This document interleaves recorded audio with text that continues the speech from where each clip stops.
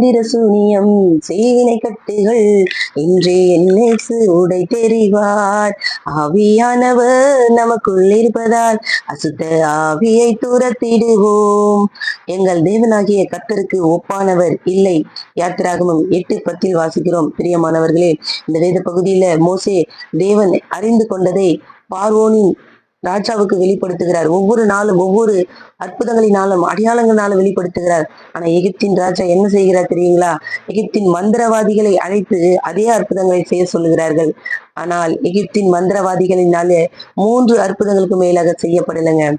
10 அற்புதத்துல 3 அற்புதம் மாத்திரம்தான் அவர்களால் செய்ய முடிந்தது. மந்திரவாதிகள் சொல்லுகிற ஸ்டேட்மெண்ட் என்ன தெரியுமாங்க? இது தேவனுடைய விரல்.